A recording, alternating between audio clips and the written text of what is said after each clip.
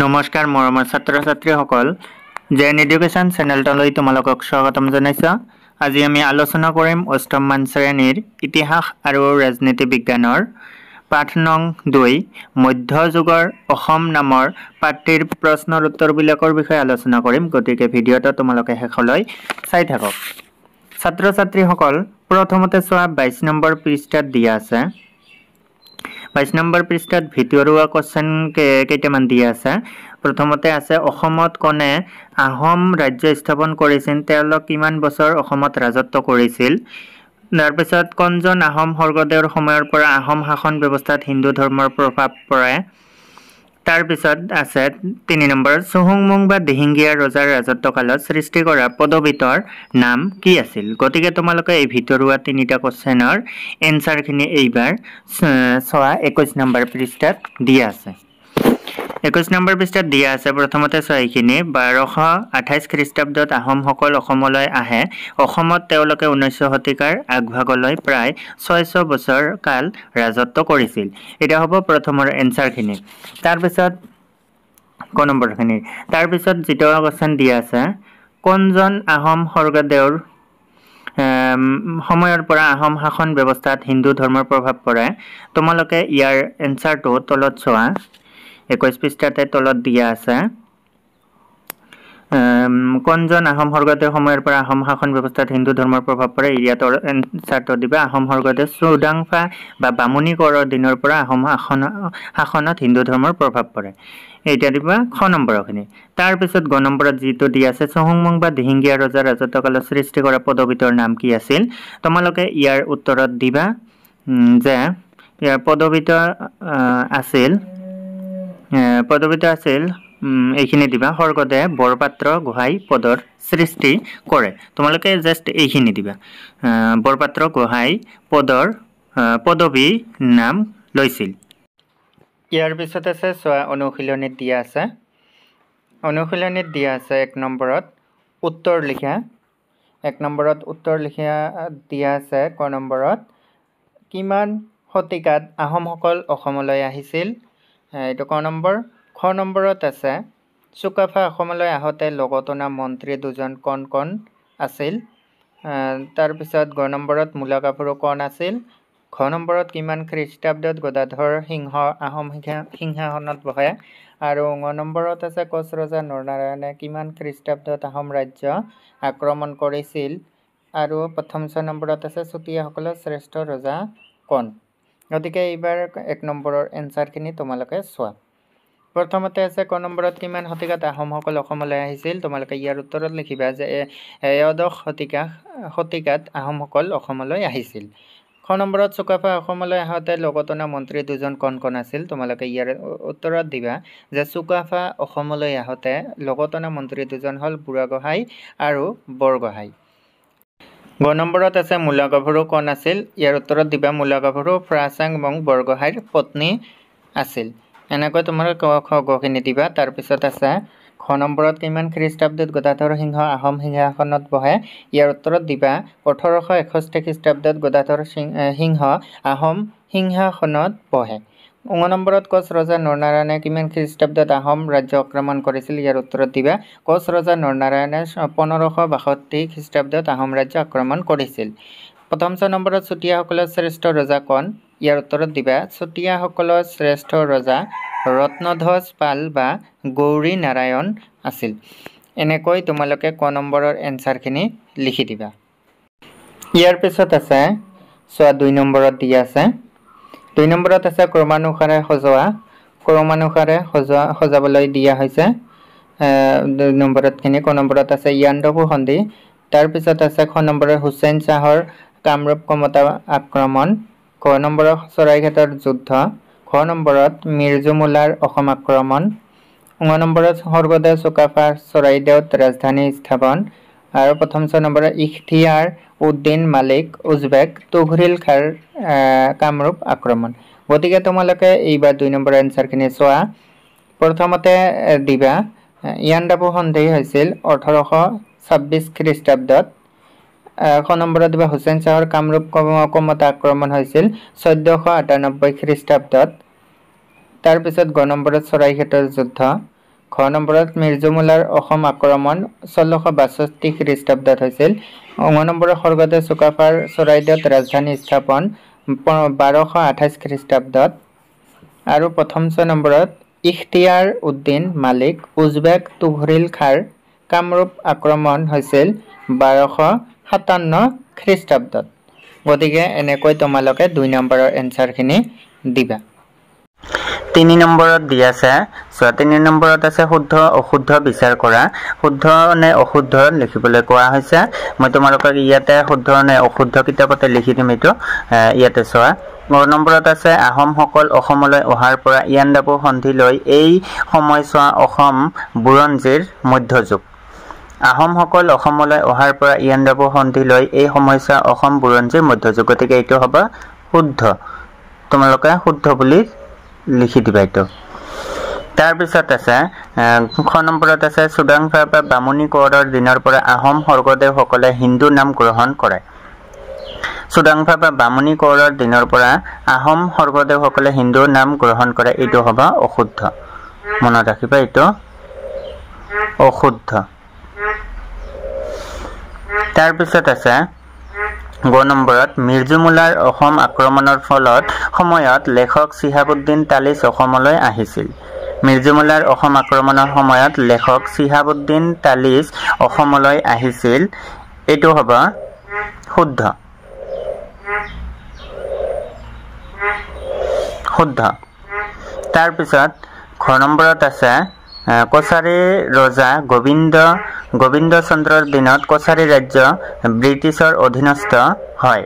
কছাৰী ৰজা গোবিন্দ চন্দ্ৰৰ দিনত কছাৰী ৰাজ্য ব্ৰিটিছৰ অধীনস্থ হয়। এইটো হ'ব শুদ্ধ।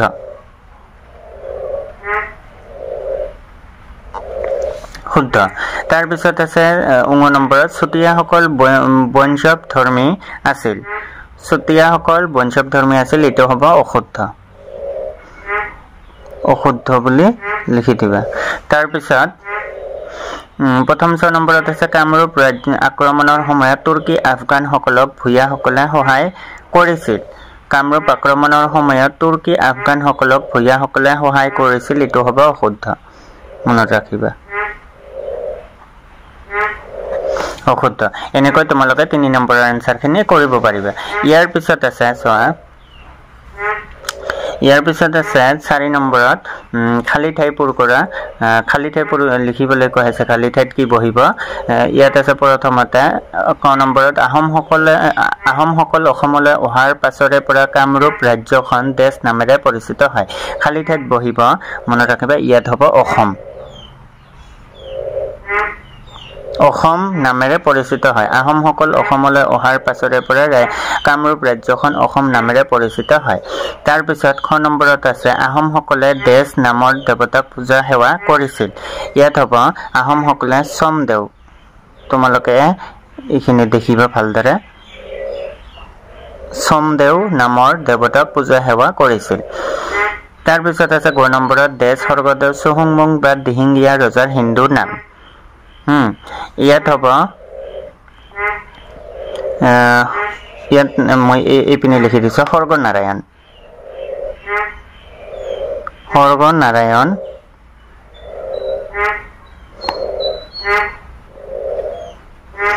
সৰ্গনাৰায়ণ স্বৰ্গদেউ চুহুংমুং বা দিহিঙীয়া ৰজাৰ হিন্দু নাম।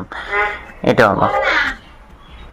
তাৰপিছত ঘ নম্বৰত আছে সন্ধ্যাই কামৰূপৰ ৰাজধানী উত্তৰ গুৱাহাটীৰ পৰা দেশ লৈ স্থানান্তৰিত কৰে। সন্ধ্যাই কামৰূপ ৰাজধানী উত্তৰ গুৱাহাটীৰ পৰা ইয়াত লিখিবা কমতাপুৰলৈ।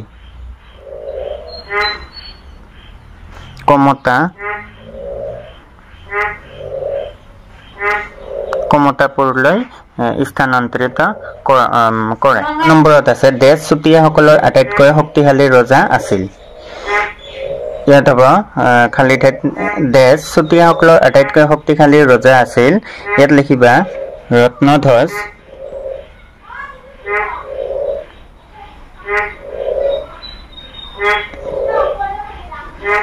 ৰত্নধ্বজ পাল বা গৌৰীনাৰায়ণ।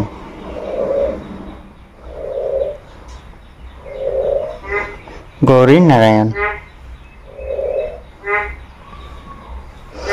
ৰত্নধ্বজ পাল বা গৌৰী নাৰায়ণ তাৰ পিছত আছে 9 নম্বৰত দেশ শব্দৰ অৰ্থ হল মালিক মাটিৰ মালিক এটা ইয়াত হ'ব ভূঞা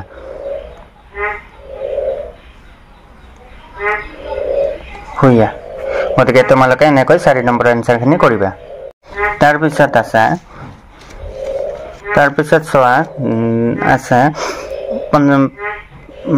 5 নম্বৰত 50টা মান শব্দৰ ভিতৰত উত্তৰ লিখা ক নম্বৰত কেতিয়া কোনে আৰু কেনেকৈ অসমত আহোম ৰাজ্য স্থাপন কৰিছিল ক নম্বৰত চৰাইঘাটৰ যুদ্ধ কাৰ কাৰ মাজত হৈছিল ইয়াৰ ফলাফল কি হৈছিল গ নম্বৰত চিলাৰায় কোন আছিল তেওঁ কি ৰাজ্য জয় কৰিছিল খ নম্বৰত বাৰভূঞাসকল কোন ঙ নম্বৰত কছাৰীসকল কোন তাৰ পিছত 6 নম্বৰত আছে পাঠত থকা মানচিত্ৰ দুখনৰ এটি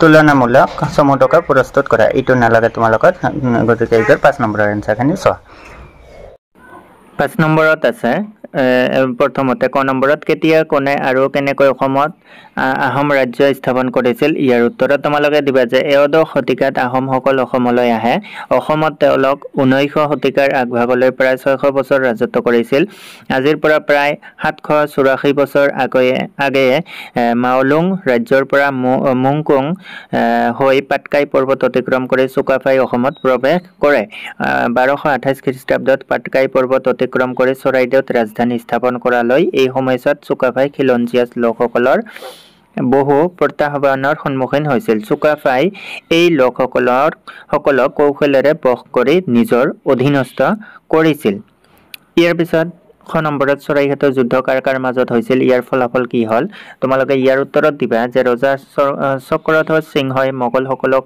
কৰ দিবলৈ অমান্তিক প্ৰকাশ কৰাৰ বাবে আহোম আৰু মোগলৰ মাজত সংঘাত আৰম্ভ হয় মোগল সম্ৰাট ঔৰংগজেবে ৰামসিংহক অসম আক্ৰমণ কৰিবলৈ পঠিয়াই ইয়াৰ পৰিণতিতে বীৰ লাচিত বৰফুকনৰ নেতৃত্বত আহোম সেনা আৰু ৰামসিংহৰ নেতৃত্বত মোগল সেনাৰ মাজত 1671 খ্ৰীষ্টাব্দত চৰাইঘাটৰ যুদ্ধ হৈছিল এই যুদ্ধত মোগল সেনা পৰাজিত হৈছিল আৰু আহোমৰ হেৰুৱা মান যশ উদ্ধাৰ হৈছিল তাৰ পিছত আছে গ নম্বৰত চিলাৰায় কোন আছিল তেওঁ কি ৰাজ্য জয় কৰিছিল তোমালোকে ইয়াৰ উত্তৰত দিবা যে বীৰ চিলাৰায়ৰ অন্য এটা নাম হল শুক্লধ্বজ কোচসকলৰ শ্ৰেষ্ঠ ৰজা নৰনাৰায়ণৰ ৰাজত্বকালত তেওঁৰাই ভায়েক শুক্লধ্বজক সেনাপতি পাতিছিল শুক্লধ্বজে চিলাৰ দৰে অতৰ্কিত আক্ৰমণ কৰি ৰাজ্য জয় কৰিছিল বাবে তেওঁ বুৰঞ্জীত চিলাৰায় নামেৰে জনাজাত বীৰ চিলাৰায়ে জয় কৰা ৰাজ্যবোৰ হৈছে আহোম ৰাজ্য কছাৰী মণিপুৰ জয়ন্তীয়া ত্ৰিপুৰা খৈৰাম ডিমৰুৱা শ্ৰীহট্ট আদি এনেকৈ দিবা তোমালোকে ক নম্বৰখিনি ইয়াৰ পিছত আছে খ নম্বৰত বাৰভূঞাসকল কোন তোমালোকে ইয়াৰ উত্তৰত দিবা যে অসমত বাৰভূঞাসকলৰ উত্থান সম্পৰ্কে বহুতো কাহিনী আছে কিছুমানৰ মতে কামৰূপ ৰাজ্যৰ পূৰ্বৰ শাসন ব্যৱস্থাত ৰজাৰ পৰা ৰাজহ মুক্ত হোৱা শক্তিশালী সামন্তসকলে পৰৱৰ্তী সময়ত ভূঞা হিচাপে প্ৰতিষ্ঠিত হয় পৰ্যাপ্ত পৰিমাণৰ ধন আৰু সৈন্যবল থকাৰ কাৰণে ভূঞাসকলে কামৰূপৰ দুৰ্বল ৰজাসকলৰ শাসনকালত স্বাধীন ৰজা হিচাপে মূৰ দাঙি উঠিছিল ভূঞা শব্দৰ অৰ্থ হ'ল মাটিৰ মালিক অসমৰ ভূঞাসকল মূলতঃ কায়স্থ দৈৱজ্ঞ আৰু ব্ৰাহ্মণ ভূঞা অসমৰ ভূঞাসকলক বৰভূঞা নামে জনা যায় তোমালোকে এনেকৈ মই শৰ্টকৈ লিখি দিছো এনেকৈ তোমালোকে লিখিবা ভালদৰে তাৰ পিছত আছে 9 নম্বৰত কছাৰীসকল কোন ইয়াৰ উত্তৰত দিবা যে কছাৰীসকল অসমৰ অতি পুৰণি অধিবাসী ইতিহাসবিদ সকলৰ মতে প্ৰাচীন কালত কছাৰী কামৰূপ ৰাজ্যত শাসন কৰিছিল তেওঁলোকৰ শাসন বৰ্তমান বাংলাদেশৰ সিলেট ময়মনসিং আদিকে ধৰি সাগৰৰ পাৰলৈ বিস্তৃত আছিল চুতীয়া কোচ ত্ৰিপুৰী শৰণীয়া গাৰো ৰাভা লালুং ডিমাচা জনগোষ্ঠীসকল আদিতে কছাৰী জাতিৰ অন্তৰ্ভুক্ত আছিল কিন্তু এই জনগোষ্ঠীৰ লোকসকল সময়ত বিভিন্ন স্থানত নিগাজিকৈ থাকিবলৈ লোৱাত চৌপাশৰ পাৰিপাৰ্শ্বিক পৰিৱেশৰ প্ৰভাৱত নিজস্ব কৃষ্টি সংস্কৃতিৰ জন্ম দিয়ে গতিকে ছাত্ৰ ছাত্ৰীসকল তোমালোকে এই এনসাৰবিলাক এনেকৈ লিখিব পাৰিবা ছাত্ৰ ছাত্ৰীসকল ভিডিঅ'টো আজিৰ এইখিনিয়েই যদি ভিডিঅ'টো ভাল লাগিছে তেন্তে লাইক এটা কৰি দিব আৰু ধুনীয়াকৈ কমেন্ট এটা কৰি জনাব নেক্সট ভিডিঅ'ত তোমালোকৰ কোনটো সাবজেক্টৰ ওপৰত ভিডিঅ' বনাব লাগে আৰু চেনেলটো প্লিজ সাবস্ক্ৰাইব কৰিবলৈ নেপাহৰিবা ধন্যবাদ